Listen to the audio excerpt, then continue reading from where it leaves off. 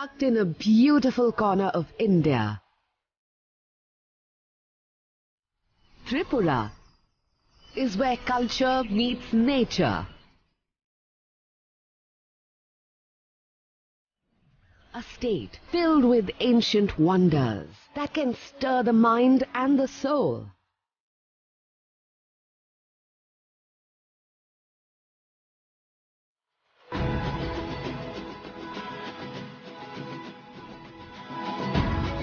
A rich tapestry of shared culture.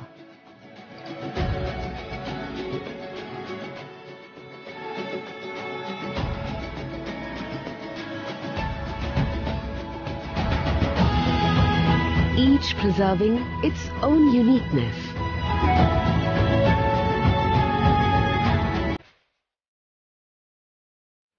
Tripura treasures its beloved past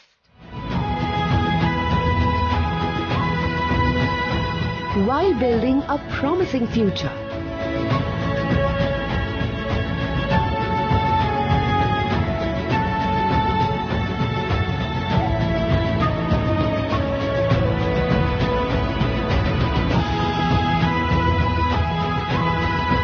Welcome delegates to Tripura, a land of legends and stories.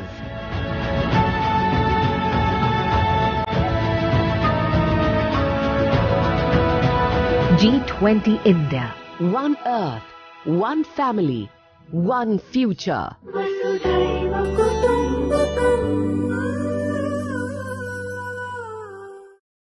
Hi everyone. All great achievements require time. All great achievements require time. Today is 3rd of April 2023. Let us have a quick discussion of all these important topics. See, act of kindness, इसमें efforts बहुत कम लगते हैं और इस kindness का जो impact है वो एक्स्ट्रा ऑर्डिनरी होता है. Be kind whenever possible, it is always possible, ये कहा है दलाई लामा जी ने. Study full throttle. See, I wanted to tell you something. See, Srijan India 1 में स्टूडेंट्स कभी भी प्रोडक्ट नहीं है. Students are not product. So we never had this relationship when the teacher is a salesperson and students customer है. No, our relation is a fiduciary relation. Fiduciary relation जो relation होना चाहिए teacher और student के बीच में. And teacher always should try to work in the best interest of students. This is the kind of relationship we share. ये जो free culture होता है, free culture is not good for teacher, free culture is not good for student, because इससे economic sustainability नहीं आ पाती है. अगर economic sustainability नहीं आएगी तो चीज़ों को कंटिन्यू करना डिफिकल्ट हो जाता है.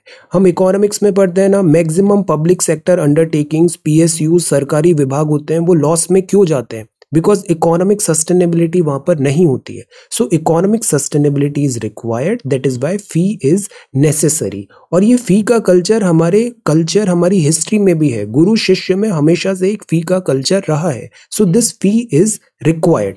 फी कल्चर इज रिक्वायर्ड. स्टूडेंट्स अगर एफर्ट्स बहुत डाल रहा है तो teacher is also putting the same efforts. So ये जो गुडविल होता है ये 2-वे स्ट्रीट होना चाहिए. स्टूडेंट के लिए एग्जाम इंपॉर्टेंट है तो इमेजिन टीचर के लिए भी तो फी इंपॉर्टेंट है. So that is why this fee is important. Plus मैं बहुत सारी चीजें, because we work on goodwill, so बहुत सारी चीजें मैं ऐसे भी शेयर करता हूं. तो we should not have this state of mind कि if we are getting it for free then why should we pay the fee. No, fee is required because you know it that fee is required and there is a fee for this. All right, so this is what हम Srijan India 1 को अभी जो next 50-55 days हैं ये बहुत important है. हमें किसी भी टाइप की एंट्रोपी नहीं करना है, किसी भी टाइप का डिस्ट्रैक्शंस, एनर्जी ड्रेन नहीं करना है. अवर एंटायर फोकस, आपका भी और मेरा भी, for this 28th of May exam होना चाहिए. दिस इज रेस्पॉन्सिबिलिटी कि 28th ऑफ मे का एग्जाम क्वालिफाई करा है आपका. I will put all my efforts in this direction and you put all your efforts in studying full throttle. Okay, So there are 3 different courses. This is test series, this is prelims, इसमें अभी 1-to-1 session start होने वाले हैं syllabus complete होते ही. और third is this revision and there is a separate fee of ₹1111 only for each course. ये जो नंबर है ये बहुत स्पेशल नंबर है. This is angel number, this is 1111. So we are not going to change this number, the fee is going to be the same. And ये fee बहुत nominal है. Considering the amount of efforts and जिस scale में हम सारी चीजें कर रहे हैं, this is a very nominal fee. It is not a question of can a student pay, it is a question if want a student want to pay, so the fee should be there, the fee will be there. Okay, the fee is this 1111. और ये Telegram channel है, इसमें थोड़ा बहुत ज़्यादा clutter हो रहा था because I started sharing so many notes etcetera. So इसमें we are going to increase the number of questions, 15 to 20 to 25 questions हम करने वाले हैं और उससे और ज़्यादा क्लटर होगा. दैट इज़ वाई एक separate Telegram MCQ based quiz channel बनाने का प्लान है. मैं उसकी डिटेल्स आपको बहुत जल्दी बताता हूँ. This is vocabulary. डिसएंटेंगल का मतलब होता है सुलझाना, फ्री समथिंग और someone from entanglement. Timorous means डरपोक होता है, वॉलप मीन्स होता है प्रहार, रिफ्ट का मतलब होता है अनबन और कंसेंसस का मतलब होता है आम सहमति. So consensus, rift, wallop, timorous or disentangled are the words for today. If you come across any other important word, write down that word along with its meaning in the comment section down below. This is CSAT. CSAT में daily basis पे आप ये 2 सवाल करिए, आपको difficulty नहीं आएगी 66 plus marks में. This is reading comprehension. Such an easy question. Read this carefully and answer. इसका सही जवाब क्या होगा? A, B, C और D. आंसर राइटिंग बहुत ज़रूरी है. आज का पहला सवाल है इंडिया एंड भूटान रिलेशंस पे एक शॉर्ट नोट बनाना है. दूसरा, महाराष्ट्र और गोवा की आपको ज्योग्राफिकल मैपिंग करनी है. ज्योग्राफिकल मैपिंग करनी है महाराष्ट्र एंड गोवा. यहाँ के इंपॉर्टेंट पार्क्स, कुछ इंपॉर्टेंट साइट्स, रिवर्स, प्लेटू, माउंटेन, ये सब महाराष्ट्र गोवा का मैपिंग करिए. ऐसे में 2 राज्य डेली बेसिस पे दे रहा हूँ. विद इन 14 डेज आपके सारे स्टेट्स की मैपिंग तैयार हो जाएगी. This is extraordinary, you have to do this. Okay, so these are 2 questions for today. अब हम इकोनॉमिक सर्वे का जो रिवीजन कर रहे हैं, तो इकोनॉमिक सर्वे में कुछ कीवर्ड्स मेंशन है जो एग्जाम के लिए इंपॉर्टेंट है. फॉर एग्जांपल अभी हमने देखा हेल्थ में government related initiatives. Sickle cell anaemia elimination mission है 2047, हमें सिकल सेल एनीमिया दूर करना है. मल्टी डिसिप्लिनरी कोर्स है for medical devices, medical technology, because technology is also required in this medical sciences, medical treatment. Accessing education and skill के लिए teacher training है, district institutes में ट्रेनिंग प्रोवाइड की जाएगी. नेशनल डिजिटल लाइब्रेरी भी होगा children and adolescent का. No one to be left behind, ये प्रधानमंत्री PVTG है, particularly vulnerable tribal group development mission. इसमें 15,000 करोड़ रुपए अभी अलोकेट हुए हैं. तो PVTGs आपको बहुत अच्छे से पता होने चाहिए. एकलव्य मॉडल रेसिडेंशियल स्कूल्स है for tribal students. Drought prone region Bhadra project and central assistance, यहाँ पर 5,300 करोड़ है. तो ये जो ड्रॉट होता है मतलब होता है सूखा. अर्बन डेवलपमेंट है. Okay, so this is urban development. Urban development में म्युनिसिपल बॉन्ड्स बनाने की बात है. अर्बन इंफ्रास्ट्रक्चर डेवलपमेंट फंड है और अर्बन सैनिटेशन है. ये जो अर्बन चीज है, अर्बन सिंस कोविड-19 हमने देखा है अर्बन डिफिकल्टीज, चाहे वो पोल्यूशन हो, चाहे वो अनप्लैंड हो या फिर वहां पे क्राइम हो. So this urban is very very important. Urban से सवाल आएंगे. Youth power is very important, तो कौशल विकास योजना है. इंटरनेशनल सेंटर्स बन रहे हैं. Unified skill India digital platform है. सिमिलरली एनवायरनमेंट सेक्शन में है बैटरी एनर्जी स्टोरेज सिस्टम. यहाँ एक वर्ड है viability gap funding. What is the meaning of this word? VGF, viability gap funding. Renewable energy evacuation की बात है और ऐसा 13 गीगावाट एनर्जी होगा फ्रॉम लद्दाख. अमृत धरोहर है, इसमें लोकल कम्युनिटीज को हम एनकरेज कर रहे हैं वेटलैंड को कंजर्व करने के लिए. अमृत धरोहर. ग्रीन क्रेडिट प्रोग्राम है, मतलब पैसा मिलेगा फॉर से ग्रीन या फिर environmental related work. PM Pranam है programme for restoration awareness nourishment and amelioration of mother earth. This is PM Pranam. Then भारतीय प्रकृति खेती बायो इनपुट रिसोर्स सेंटर्स बन रहे हैं. और ये मिष्टी, ये बहुत इंपॉर्टेंट है, इससे सवाल आएगा. Mishti mangrove initiative for shoreline habitat and tangible incomes. आप बताओ इंडिया में मैनग्रोव्स कितनी सारी जगह मिलते हैं. देन एथेनॉल ब्लेंडिंग प्रोग्राम है and this is exemption of excise duty on GST paid compressed biogas. तो यहाँ पे GST का कंसेशन भी मिलेगा. तो ये बजट के कुछ प्रोविजंस है related to environment and these are very important. देखो आप एनवायरनमेंट इकोलॉजी तैयार कर रहे हो ना, तो सिलेबस के विद इन करो. आज की डेट में हम हर फैंसी मटेरियल देखने लग जाते हैं considering this is UPSC syllabus, which is very very wrong. Syllabus में केवल 3 ही चीज दिया हुआ है, इकोलॉजी के बेसिक कॉन्सेप्ट्स, बायोडाइवर्सिटी के बेसिक कॉन्सेप्ट्स और क्लाइमेट के बेसिक कॉन्सेप्ट्स, दैट्स ऑल। सवाल पीवाईक्यू भी आप उठा के देखो, केवल इधर से आते हैं। बेसिक्स हमें जानना है, specialisation is not required, then it is all about current affairs related to these 3 pillars, that's all. अब ये इकोनॉमिक सर्वे एनवायरनमेंट में ही बताया है, government initiatives related to environment, जैसे एनएपीसीसी इज इंपॉर्टेंट, ये है adaptation fund for climate change, Ramsar sites, अभी जो नई रामसर साइट्स आई है, पिछली कुछ नई साइट्स के नाम भी बताइए, रामसर साइट्स क्या है, मैनग्रोव कवर इंक्रीज हुआ है तो मिष्टी, रिवर कंजर्वेशन है, नेशनली डिटरमाइंड कॉन्ट्रीब्यूशन है और हाइड्रोजन मिशन है। सस्टेनेबल डेवलपमेंट में सोवरेन ग्रीन बॉन्ड्स है, हमें ग्रीनर इंडस्ट्रीज चाहिए और बिजनेस रेस्पॉन्सिबिलिटी एंड सस्टेनेबिलिटी की बात है। COP27 शर्म अल शेख अभी इजिप्ट में हुआ था, यहाँ पे बात है लॉस एंड डैमेज करके एक नया फंड अरेंजमेंट होगा, स्पेशली फॉर दोज जो सी के जो आइलैंड्स हैं जो on the verge of extinction है because of sea level rise. Global goal है on adaptation, climate action agriculture में, और ये है transition and mitigation work programme. Then इसके अलावा लो कार्बन पे हम एम्फेसिस दे रहे हैं अपसी। वाइल्ड लाइफ प्रोटेक्शन एक्ट 1972 हमने पढ़ा है, अभी उसका अमेंडमेंट आया है, दिस इज इंपॉर्टेंट। 2022 में क्या अमेंडमेंट है, आप बताओ इस अमेंडमेंट में क्या लिखा हुआ है, answer this. Wild life protection amendment act 2022 की हाइलाइट्स बताइए, वेरी इंपॉर्टेंट। प्लास्टिक वेस्ट है, बैटरी वेस्ट है, ई वेस्ट है, और इंडिया एंड नेपाल का MOU है बायोडाइवर्सिटी कंजर्वेशन में। इंटरनेशनल सोलर अलायंस इसलिए इंपॉर्टेंट है बिकॉज इंडिया इसका फाउंडेशन मेंबर है, फाउंडिंग मेंबर है।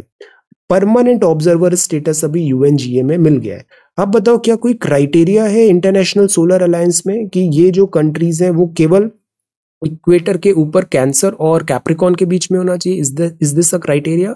Collision for disaster resilient important because again India का आइडिया है डिजास्टर रेजिलिएंट इंफ्रा, और एक है लीड IT ग्रुप है, लीडरशिप है for industry transition. World economic forum पे भी इसकी बात हुई है, इंडिया एंड स्वीडन। तो देखो हमें हर चीज वर्ल्ड अफेयर्स में नहीं देखनी चाहिए, हमें वो देखनी चाहिए जो इंडिया डायरेक्टली एसोसिएटेड है या फिर उसका इम्पैक्ट इंडिया में देखने को मिलेगा। So India's initiatives at the international level. Okay, अब ये है newspaper. So this is the front page of the newspaper. यहाँ पे जो फर्स्ट न्यूज है वो है on same sex union faith leaders show rare unity. तो अभी ये मैटर ऑनरेबल सुप्रीम कोर्ट के पास भी गया था। सुप्रीम कोर्ट ने ये बोला कि this is a matter of policy decision. तो सुप्रीम कोर्ट ने कुछ इसमें इंटरवीन नहीं किया, ये एक पॉलिसी मैटर है जो गवर्नमेंट ऑफ इंडिया, पार्लियामेंट हमारी डिसाइड करेगी। 50% कोटा है मुन्नार में, एराविकुलम का लेटेस्ट है, मुन्नार का फर्स्ट फर्न पार्क है, very important. There is a need for a national programme, assessment, intervention and awareness is required. अब ये नेक्स्ट पेज है, नेक्स्ट पेज में है 6800 करोड़ रुपए स्पेंड हुए हैं टू क्लीन यमुना। यमुना का जो पॉल्यूशन है, गंगा का जो पॉल्यूशन है, ये एक बहुत बड़ी कॉज ऑफ कंसर्न है। इससे रिलेटेड हमें NGT के बारे में बहुत अच्छे से पता होना चाहिए, नेशनल ग्रीन ट्राइब्यूनल। ये फर्न होते हैं और इराविकुलम नेशनल पार्क में ऐसे फर्नेरियम अभी यहाँ पे बना है। ओके, फर्न्स का जैसे एक्वेरियम होता है, so this is like a ferns का यहाँ पे एक प्लेस बनाया है। तो सी, ये इराविकुलम नेशनल पार्क में है, नीलगिरी ताहर यहाँ पे मिलता है मुन्नार में, और इसका जो नया एडेप्शन है वो ये फर्न्स का पार्क है। ओके, तो ये हिल स्टेशन में ऐसा कलेक्शन करके 52 वेराइटीज ऑफ फर्न्स को यहाँ पर प्लांट किया है। ऑलराइट, तो ये बायोडाइवर्सिटी एरिया है, यहाँ पे नंबर ऑफ फर्न स्पीशीज बढ़ी जाएगी। ये बायोडाइवर्सिटी एरिया है, रिच बायोडाइवर्सिटी एरिया है। जो फर्न होता है ये इकोलॉजिकल इंडिकेटर होता है हेल्दी फॉरेस्ट का। फर्न होता है ecological indicator of healthy forest. तो क्लाइमेटिक कंडीशन इनसाइड जो है वो ज्यादा सूटेबल है ग्रोइंग फर्न्स के लिए। तो दिस इज अबाउट फर्न्स यहाँ पर बनाए गए। नाम याद रखना है एराविकुलम। ये जो फर्न्स होते हैं ये एपिफाइटिक फैमिली के होते हैं। They grow naturally in a soilless condition. Soilless, soil की, मिट्टी की जरूरत नहीं होती। The plants obtain water and nutrients through leaching from trees. तो ये ट्रीज से लीचिंग के थ्रू अपना वाटर एंड न्यूट्रिएंट रिक्वायरमेंट प्राप्त कर लेते हैं।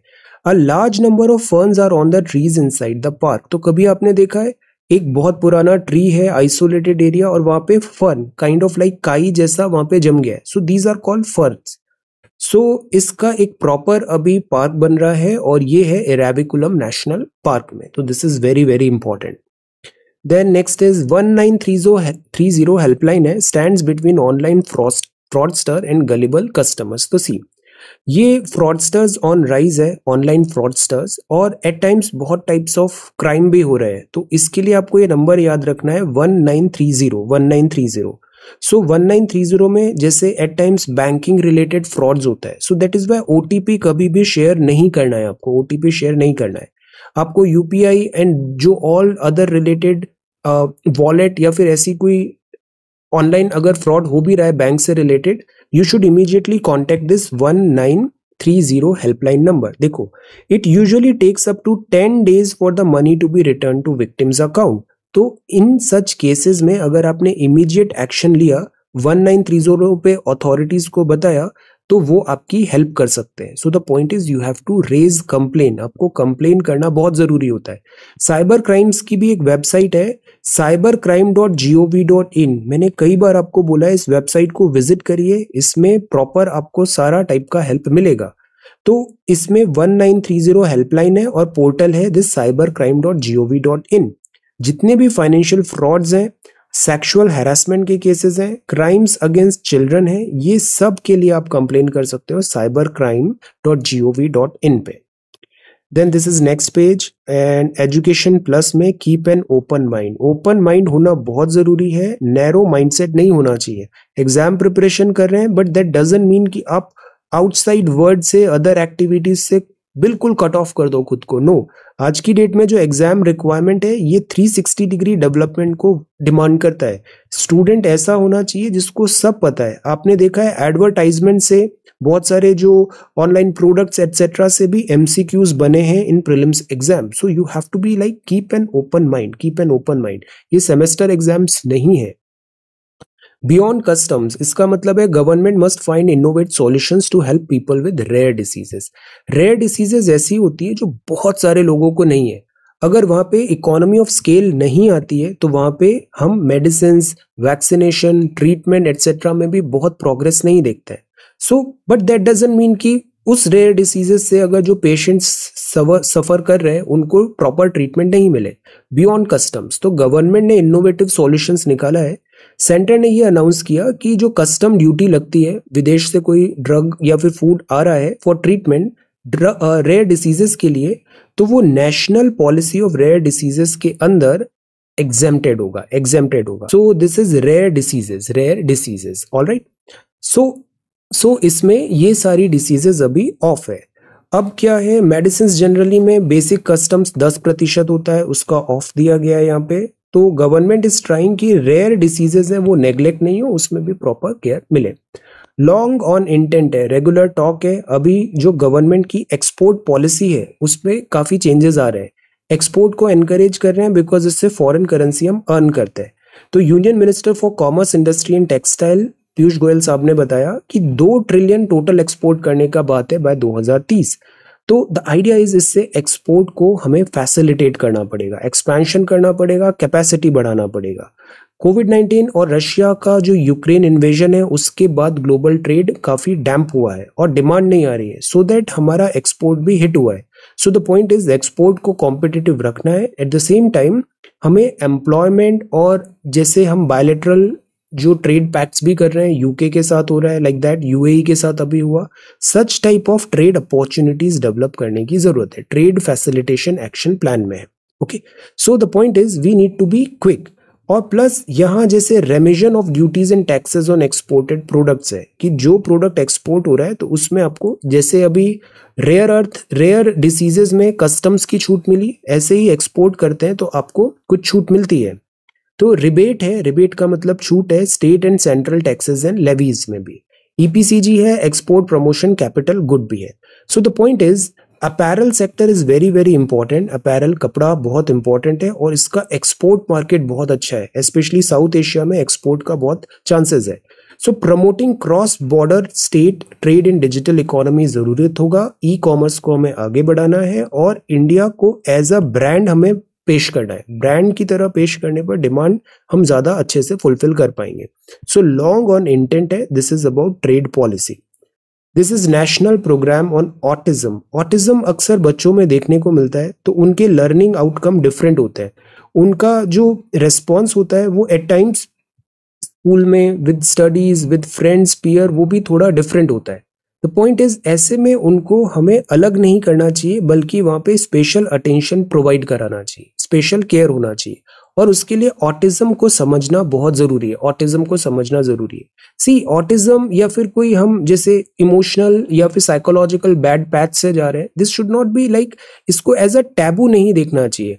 हमारे यहाँ अक्सर इमोशनल हेल्थ को एक टैबू की तरह माना जाता है। फिजिकल हेल्थ तो दिख जाता है, उसकी मेडिसिन एंड ऑल डॉक्टर देखता है, ठीक कर देता है, but the point is emotional health जो एट टाइम्स फर्स्ट इंस्टेंस पे विजिबल नहीं होती है, इसका भी ख्याल रखना जरूरी है।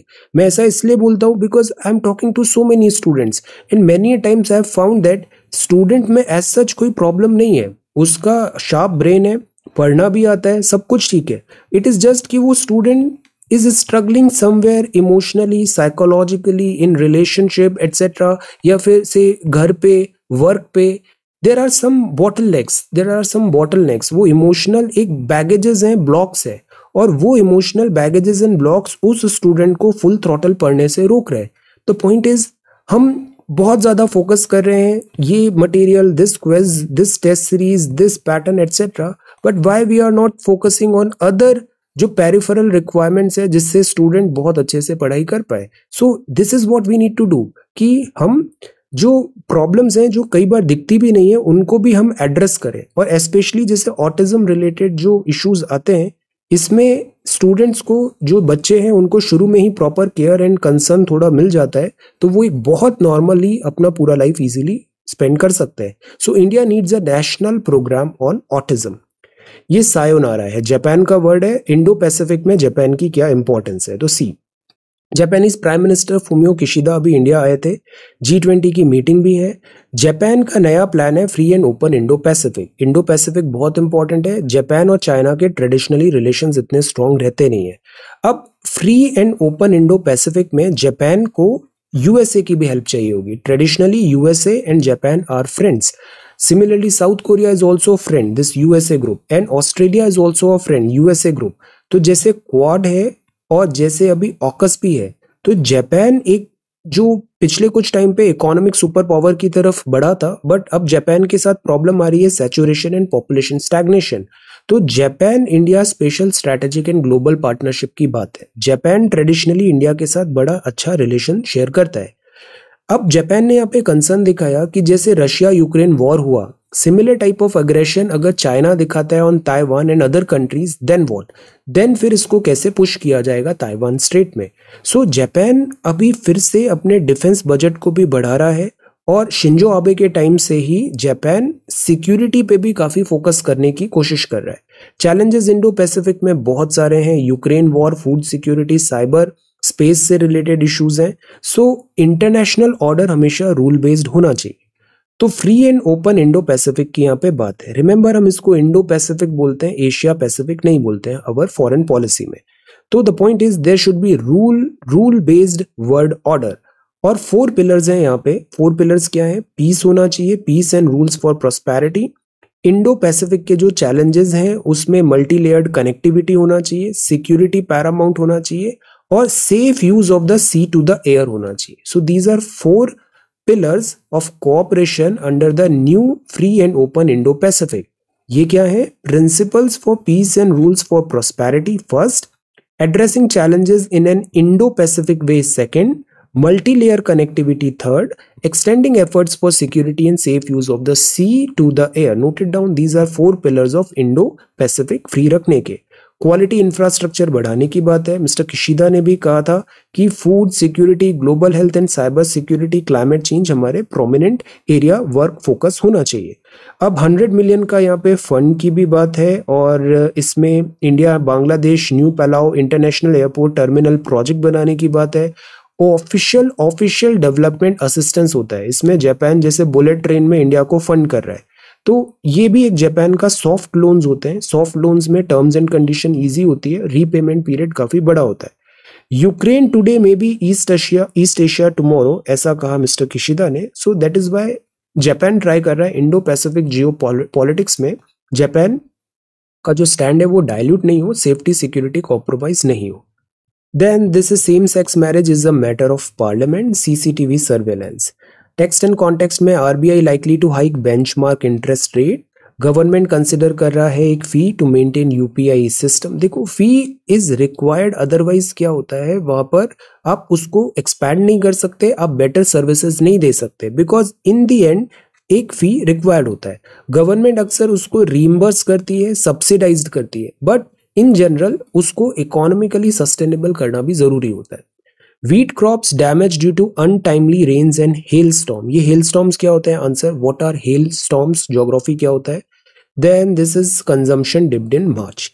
ये है डोनाल्ड ट्रंप, और यहाँ पे बात है मुंबई इस बार रिलेटिवली कूलर क्यों था। मार्च का जो मंथ था मुंबई रिलेटिवली कूलर क्यों था?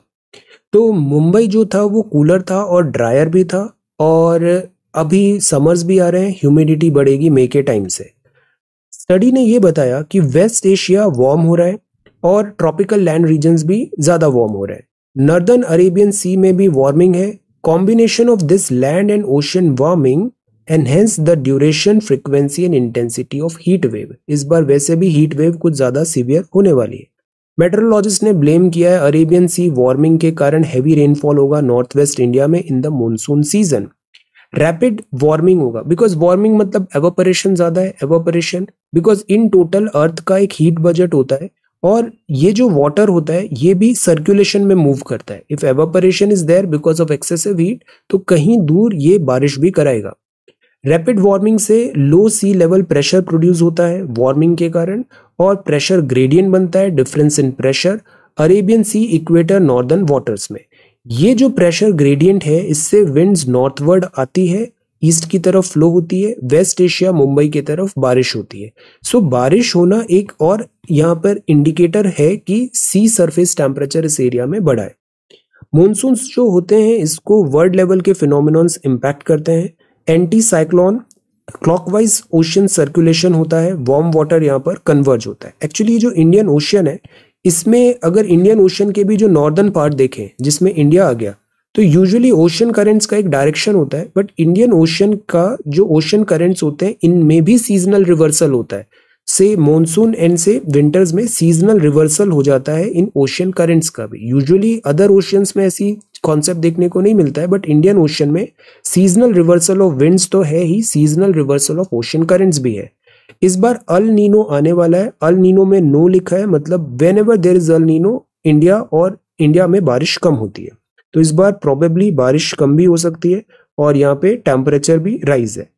द पॉइंट इज मॉनसून और विंड्स को और रेनफॉल को इन टोटलिटी देखें तो प्रॉब्लम ये आ रहा है कि टोटल में तो रेनफॉल मोर और लेस सेम हो जाता है, बट उसका स्पेटियल और टेम्पोरल पैटर्न चेंज हो रहा है, spatial and temporal pattern, plus predictability नहीं हो रही। कभी बहुत बारिश हो जाएगी फिर एक ड्राई पैच हो जाएगा, so it is not good for से एग्रीकल्चर इन टोटलिटी। सो ये एक इम्पैक्ट है क्लाइमेट चेंज का। भारत 6G की बात है, विजन डॉक्यूमेंट है, India plans to lead to telecommunication technology. तो ये 6G है, 5G अभी आया है और अभी हम 6G की तरफ मूव कर रहे हैं। 5G की सबसे अच्छी बात ये रही है कि स्पीड तो बढ़ा बट लेटेंसी बहुत कम हुआ। लेटेंसी का मतलब होता है कि इट इज द टाइम जिसमें दो डिवाइसेस आपस में बात कर सकते हैं। सी लेटेंसी जो है वो है time taken for a data packet to move from one place to another. जैसे कि स्पीड जो होता है वो होता है number of such packets that can travel on a connection each second. तो स्पीड जैसे 1 Gbps तक की स्पीड आ गई, बट फिर भी एक लेटेंसी होता है। लेटेंसी मतलब जैसे आपने बटन दबाया और तुरंत फैन ऑन हो गया, इसमें जितना टाइम लग रहा है it can be called its latency. तो जब लेटेंसी बहुत कम हो जाती है, आपने कुछ भी एक्शन लिया उसका इमीडिएट आपको फीडबैक मिल रहा है, लेटेंसी बहुत कम है से 2 मिलीसेकेंड, तो रियल टाइम पे आप बहुत सारे यूज केस लगा सकते हो। For example self driving car है, अब इसमें लेटेंसी बहुत कम चाहिए बिकॉज स्प्लिट ऑफ सेकंड्स में डिसीजंस लेने, अदरवाइज एक्सीडेंट हो जाएगा। तो ऐसी बहुत सारे जो यूज केसेस हैं वहां पे लोअर लेटेंसी ऑफ 5G बहुत यूजफुल है, और स्पीड तो नो डाउट यूजफुल है ही, से 1 Gbps तक की स्पीड है। 6G में हम और इसमें इवोल्यूशन करेंगे और सैटेलाइट बेस्ड इंटरनेट की भी यहाँ पे बात हो सकती है। जैसे एक एलॉन मस्क का स्पेसएक्स है, एक स्टारलिंक भी है, और अभी भारतीय एयरटेल बैक्ड वन वेब भी है। सो इंटरनेट थ्रू सैटेलाइट एक बहुत बड़ी चीज बन सकता है इन 6G प्लस अदर इवोल्यूशन होंगे, जैसे कि वो सिक्योरिटी बेस्ड हो सकते हैं, एनक्रिप्शन बेस्ड हो सकते हैं। तो 6G पे अभी से वर्क चालू हो गया है। विजन हमारा ब्रॉड होना चाहिए, बिग होना चाहिए। साउथ कोरिया एटसेट्रा में ऑलरेडी 6G में काफी वर्क चल रहा है। So this is about next version जो आएगा वो होगा 6G। Then don't be at is back and call all the time. Back मतलब बीकॉन होता है, इससे वर्ड डिराइव हुआ है कि लाइक यू यूजुअली सिग्नल और motion to an individual that you would like them to come closer. Okay, that is like a beacon. Then beacon, yes. अब क्या होता है, call in the expression refers to the actual exchange of word. Okay, then इसके बाद difference है meme and wounded में, दोनों ही badly injured होता है, बैडली इंजर्ड होता है। Okay, then this is Veena was deeply wounded by this. Okay, अब ये नेक्स्ट वर्ड है एस्टाज। इसका मतलब होता है this is a substitute. So an artificial or inferior substitute or imitation of something. So this is kind of like substitute. All right. All eyes on border talks between Bhutan and China as king begins India visit. So who's the king of Bhutan? The king of Bhutan अभी India आ रहे. This is Jigme केशर नामग्याल वांगचुक। भूटान के अब 5th king हैं। तो अभी India visit है। Bhutan traditionally बड़ा important country है इंडिया के लिए और क्लोजर टाइज ट्रेडिशनली हमने शेयर किए हैं। भूटान लैंड लॉक्ड है, इंडिया की तरफ से एक्सेस भी होता है for sea, Kolkata port etcetera का। So the point is Bhutan is very very friendly country and very important country, good friend of India. Foreign trade policy में स्ट्रैटेजिक इकोनॉमिक इंटरेस्ट को बढ़ाने की बात है। Political risk export guarantee scheme. Vice admiral Sanjay Jasjit Singh साहब is a new vice chief of navy and this is next page. Many medical students under stress. ये जो stress है जॉब का, वर्क का स्ट्रेस, ये बड़ा डेट्रीमेंटल होता है at times. India wants to become a $1 trillion tourism economy. So this is good. 2047 तक हम 1 ट्रिलियन की टूरिज्म इकोनॉमी बनना चाहते हैं। इसके लिए पब्लिक प्राइवेट पार्टनरशिप होगा। टूरिज्म वर्किंग ग्रुप भी इस पे वर्क कर रहा है। G20 में हम इसको हाईलाइट कर रहे हैं। Vision India 2023 tourism. ओके, तो अभी इसका मीटिंग गुजरात में हुआ, रन ऑफ कच्छ में। हमने 200 Buddhist monasteries, 40 UNESCO listed world heritage sites, national archaeological sites, living temple, prayer centres सब यहाँ पे हाईलाइट किए। देखो फोकस कहाँ पर है, टूरिज्म को ग्रीन बनाना है, डिजिटाइजेशन देना है, स्किल देना है, टूरिज्म MSME डेस्टिनेशन मैनेजमेंट में। तो दिस इज अबाउट टूरिज्म। अब यहाँ पे क्या होगा, नर्मदा ट्रेल है अमरकंटक मध्य प्रदेश में अरेबियन सी तक, एक कावेरी ट्रेल है। तो we are following rivers as well. West coast railway है कच्छ से कन्याकुमारी और ईस्ट कोस्ट रेलवे है वेस्ट बंगाल टू कन्याकुमारी। तो ये कुछ एक थीम्स एंड ट्रेल्स होंगे। इंडिया की टोपोग्राफी बहुत डाइवर्स है। आइडियल हमारे यहाँ डेस्टिनेशन है, सस्टेनेबल टूरिज्म का मेजर पुश यहाँ पे दिया जाएगा। ये जितने भी कीवर्ड्स हैं they are very important. So 1 trillion tourism economy की बात है। फॉरेन स्टूडेंट्स इंडिया के बढ़े हैं and this is NYT Twitter verification and this is Saudi and this is sports. All right, so this is the Hindu newspaper for today. अभी हम बात करते हैं आंसर डिस्कशन की। तो 30th of March बड़ा आसान सा सवाल था, prepare a note on the recent government schemes on tourism sector. तो देखा अभी आपने टूरिज्म हमें न्यूज़पेपर में देखा, अभी इसको कंसोलिडेट कर लो, आपको सारी चीजें बहुत अच्छे से याद रहेगी। एग्जाम टाइम पे बस ये 2-3 पन्ने रिवाइज करने पड़ेंगे। हम अगर कंसोलिडेट नहीं कर रहे हैं अपनी स्टडीज को तो ये इतनी इफेक्टिव नहीं होती, वेस्टेज ऑफ टाइम ज्यादा होता है। तो कंसोलिडेट करना, लिखना बहुत जरूरी है। मेंस में इन दी एंड आपकी कलम जल्दी जल्दी चलना चाहिए, थकना नहीं चाहिए, राइटिंग सही होना चाहिए, स्पेलिंग मिस्टेक्स नहीं होना चाहिए, वोकैबुलरी लैंग्वेज प्रोफिशिएंसी होना चाहिए। यही चीज सेवियर होता है। अदरवाइज हम बहुत कुछ पढ़ते हैं पर वो कुछ काम आता नहीं है। अभी प्रीलिम्स में भी you will realise this, mains में भी यू विल रियलाइज कि in the end answer writing ही काम आता है और प्रीलिम्स में MCQ प्रैक्टिस काम आता है। Okay, so let us sort it by oldest. यहाँ पे सारी रीसेंट गवर्नमेंट स्कीम्स का हमें कंपाइलेशन करना था। देखो हरजिंदर ने कितना नीट एंड क्लीन लिखा है, this is really good. G20 presidency, types of tourism क्या होते हैं, वेरी गुड सेग्रीगेशन। 7 मंत्रास, देखो ये कितना अच्छा है, स्वागत। देन स्वदेश दर्शन स्कीम भी है। ऑलराइट, सो हमें लिखना जरूरी है। Priyanka is again really good. Classification of tourism, देखो एक ऐसे भी आया था, उसमें ऐसे ही क्लासिफाई करना था हमें कि टूरिज्म कितने टाइप का हो सकता है। हमने इसको लिख के देख लिया। नाउ सी, कितने डिफरेंट टाइप्स ऑफ टूरिज्म है यहाँ पे, फिल्म है, then this is like wellness भी है, क्रूज भी है, अभी एक नया क्रूज स्टार्ट हुआ था, और ये गवर्नमेंट की स्कीम्स है, जैसे प्रसाद हो गया, हेरिटेज हो गया, देन देखो अपना, देन एप्लीकेशन आ गया, सस्टेनेबिलिटी आ गया, स्वदेश दर्शन आ गया. So these all are really really important. इसी को बोलते हैं आंसर एनरिचमेंट. आंसर राइटिंग का कोई सीक्रेट नहीं है. अब आप भी ये सब बातें समझ गए होंगे, कोई सीक्रेट है ही नहीं, हर चीज ओपन में लिख है. The point is practice. जितना प्रैक्टिस करोगे उतना ही आप बेहतर होते जाओगे. देन रीसेंट गवर्नमेंट स्कीम्स हैं. रीसेंट गवर्नमेंट स्कीम्स में अभी डोमेस्टिक टूरिज्म, नेहा ने बहुत अच्छे से बताया. टूरिज्म आउटबाउंड, अब देखो ये अच्छा है, आउटबाउंड और inbound tourism, this segregation is really good. Importance of tourism, very nice. Government initiative, एक भारत श्रेष्ठ भारत, और ये सारे स्कीम्स एंड नेम्स यहाँ पे आ गए. ऑलराइट. सो इसी तरीके से हमें अच्छे से पूरा करना है. Writing is very very important, और डिसिप्लिन एंड रेगुलरिटी होना चाहिए. It is not about doing extra ordinary things, it is about doing simple things in an extraordinary manner. Okay, so thank you so much for watching this video. Take care, study well, and be safe.